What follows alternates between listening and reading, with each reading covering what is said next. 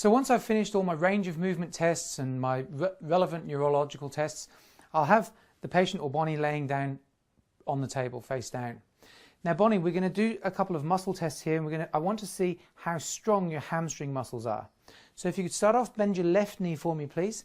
And it's always good when the patient's laying down, sometimes left and right gets a bit confusing, so if you want to use the left leg, just give it a little tap.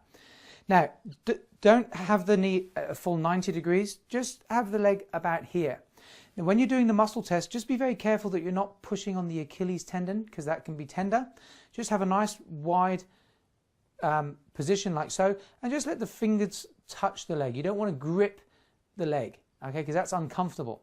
So just have the here, because you're going to be pushing with the palm of your hand on the muscle. Now, Bonnie, if you could just hold the leg nice and strong for me. So this test is just establishing that there's good power, good strength in the leg. Now, if you have a young patient or an elderly patient, you may not need to push nearly as hard, okay, because it's not a wrestling match. With a muscle test, really, it's not so much how much overall strength they have, it's the speed of response. Just relax there for me, Bonnie, please, and then we'll test the other side. If you have a stronger patient, maybe someone who's not quite so sure about the whole principle of muscle testing, you can always demonstrate to them just how strong they are to start with. So hold nice and strong for me, Bonnie. Hold and just see. So the hamstring muscle is not a muscle that you can easily, just relax, cheat with, because the hamstring muscle is typically 4 to 5 times stronger than the upper body. So a perfectly good hamstring, I shouldn't be able to overpower with my arm strength. So I like to start with the hamstrings. I like to use the hamstrings to test the nerves all the way up through the whole spinal cord. So Bonnie, what we're going to do now is we're going to try and locate where the stress is coming from that may be affecting your health. So what we're going to do, just with very light fingertip pressure, I'm going to isolate each nerve as it comes off the spinal cord and goes into your body. Now, if we come across a problem, you may find that the muscle goes weaker.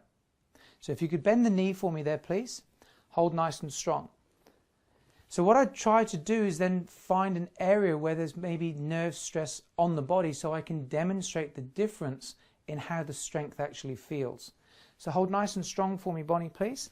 Good.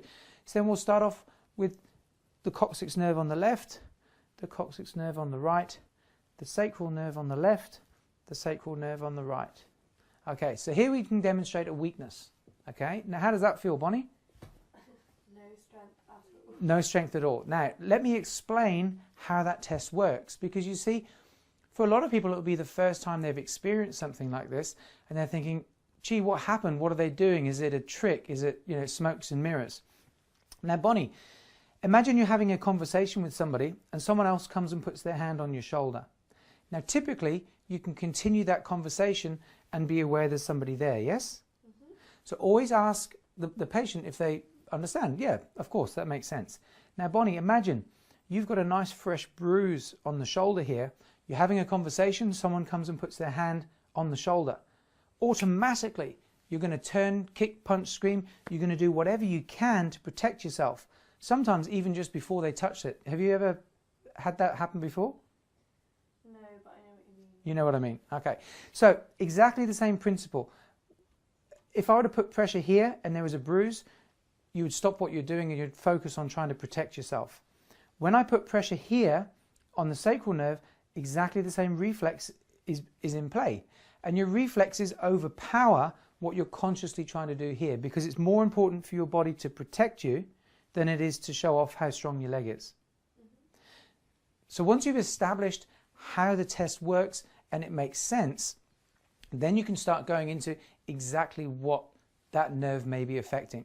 So as I go through the body, wherever I find a weakness, I'll then explain where that nerve travels to and what kind of things it may influence.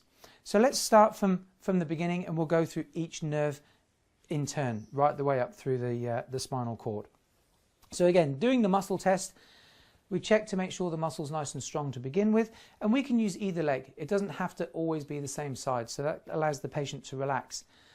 One other thing, just beware if the patient has a tendency to go into a cramp.